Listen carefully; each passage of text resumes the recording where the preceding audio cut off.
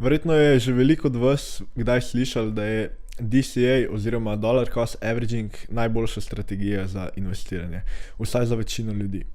In to sem tudi jaz že velikokrat rekel na tem kanalu, in še vedno v bistvu sem mnenja, da bo se največ casha večina od vas zaslužili z DCA-janjem. Če ne veste, kaj je DCA, na hitro razložim, to je v bistvu samo, da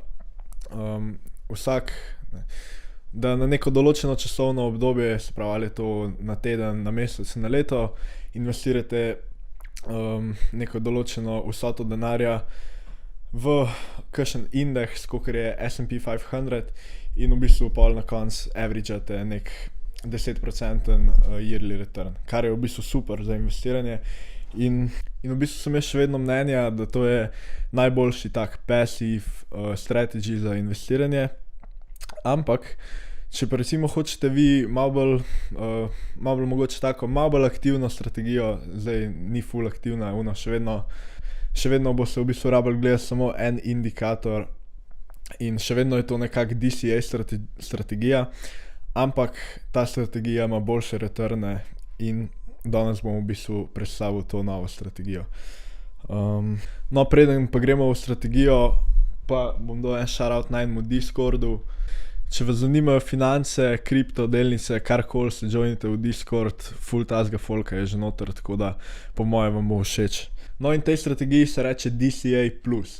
In shoutout Paul Everything Money, ker tam sem v bistvu slišal to strategijo in tudi v bistvu vsi te izračuni, ki jih bom predstavil v tem videu, so iz tam. In v bistvu, kar bo se rabilo za to strategijo, je samo en indikator in to je stock market to GDP ratio. O tem indikatorju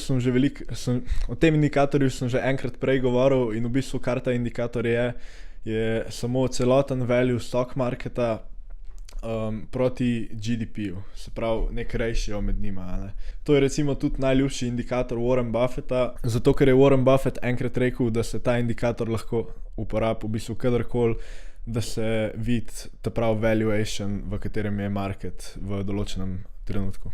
No, in kako ta indikator v bistvu deluje je, da imate vi nek average, ki je tam okoli 80% in kadar je v bistvu indikator pod tem levelom, se pravi pod 80%, je market undervalued, kadar je nad 80% je pa overvalued.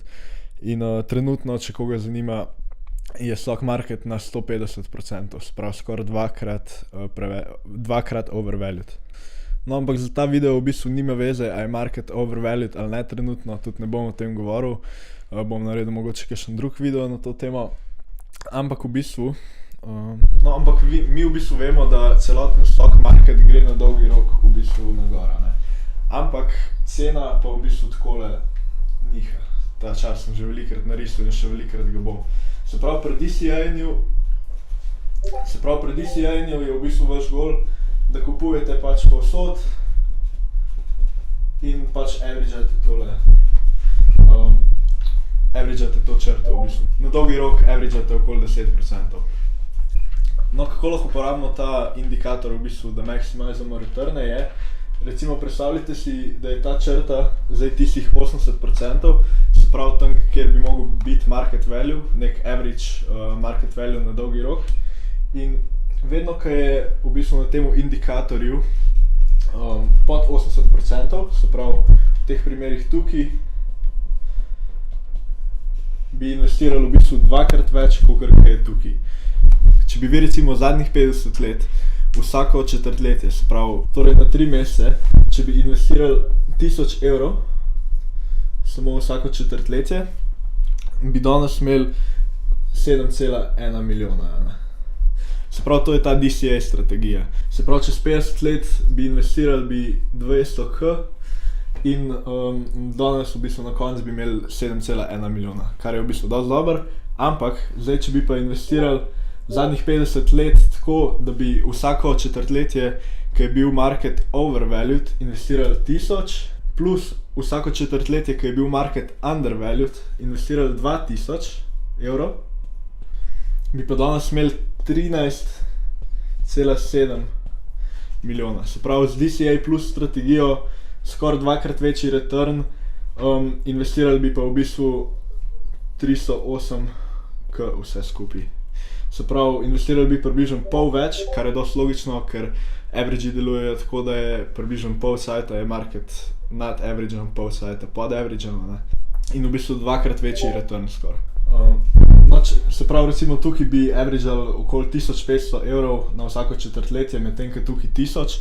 No, recimo, če bi pa tukaj investirali 1500, bi pa v bistvu dobili 10,4 milijona.